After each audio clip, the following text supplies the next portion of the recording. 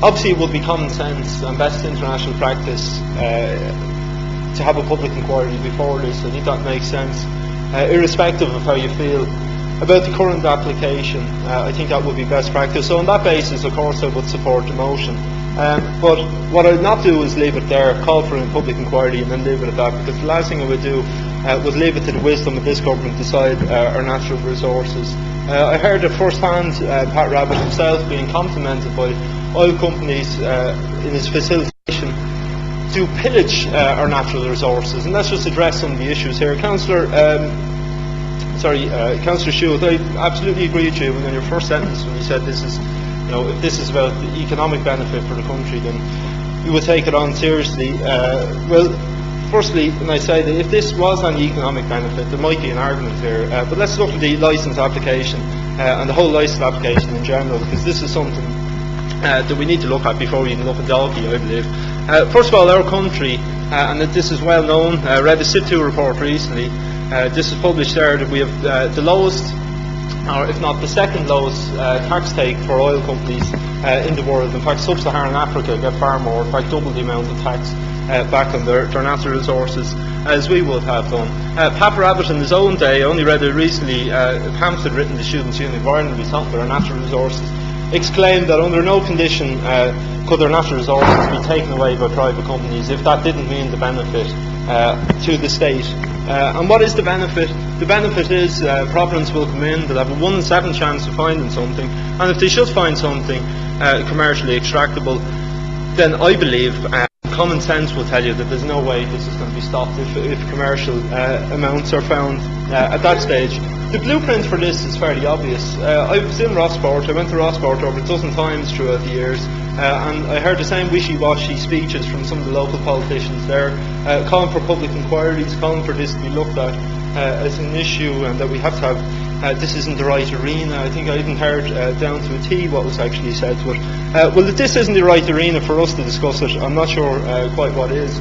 This is an issue that, irrespective of if I was a councillor or not, I'd certainly be active on. And I should say, this isn't just a Dalkey issue, this is an issue for the whole county, right along the line. It's unfortunate in this case that it's actually called the Dalkey rig. But I've seen what happened in Mayo. I've seen the weight of the state, the forces of the state come down upon the community there.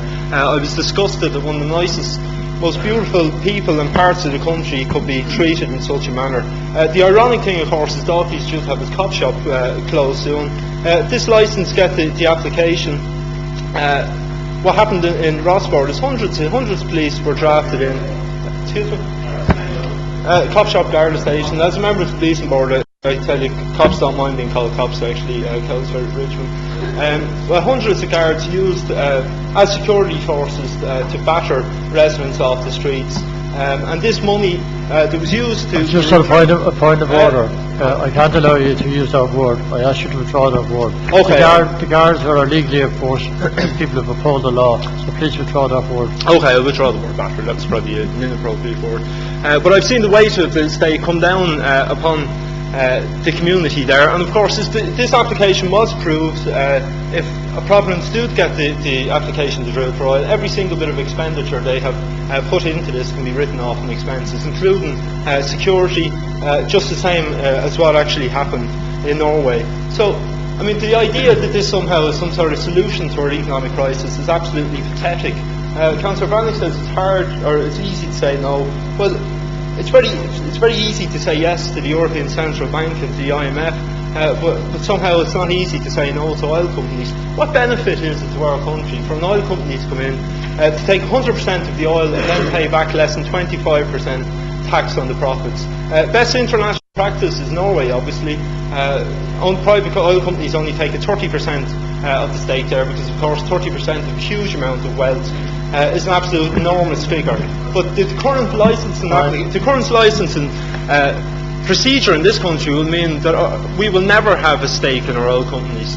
The licensing process is a gift to oil companies to come in to take away our gas and our oil, and it's not going to have any material benefit. Certainly not locally, people are going to be choppered in, and certainly not nationally, because we can't even guarantee that further down the line. So why risk the environment at this stage just seems absolutely preposterous. And I should say the argument that the government uses that we should be harnessing these kind of things is absolutely pathetic. I mean, I don't know, many times I hear on a daily basis we can't afford to do very legitimate, obvious things that will get us out of this crisis, yet we can afford to hand over 80% of our wealth underneath this coast to Providence Oil. And I should say, Manager, the response from the Council was pathetic as well, and I should obviously state the fact that most people in the county will see this as being bull rushed through by the oil company, and the sheer lack of enthusiasm for councillors to state their position categorically against this at this stage is the exact same blueprint for Fine Gael councillors and Labour councillors in other parts